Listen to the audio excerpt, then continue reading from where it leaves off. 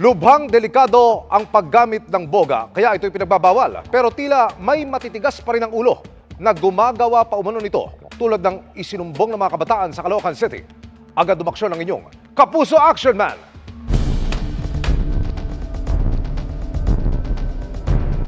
Sa isang bahagi ng Barangay 165, Zone 15 sa lungsod ng Caloocan, makikita ang ilang batang nagkukumpulan habang gumagawa umano ng boga. Ayon sa concerned citizen, iyan na raw ang pinagkakabalahan ng ilang bata sa lugar dahil sa nalalapit na bagong taon. Ang sumbong aming idinulog sa Caloocan City Public Safety and Traffic Management Department kasama ang Barangay 165 Zone 15 at Caloocan City PNP. Agad nagkasa ng inspeksyon sa lugar.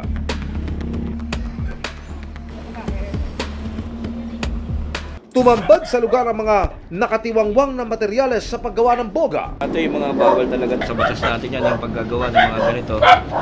Ito yung mga nakakaapekto sa mga tao. Tulad ng ganitong malalaki, ito yung mas delikado.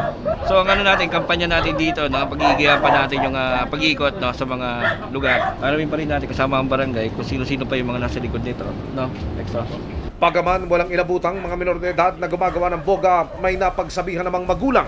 Yung boga, bawal yan, ha? Yung paggagawa, nakikita nyo ba gumagawa ng mga boga rito?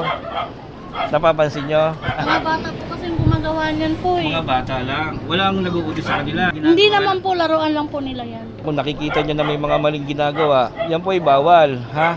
Kumari po sana pagkaganyan po, pwede nyong isumbong sa mga otoridad sa barangay o sa amin, sa Caloocan City o sa PNP. Paalala ng Caloocan City Public Safety and Traffic Management Department. Yan po ay may kaukulang parusa, no?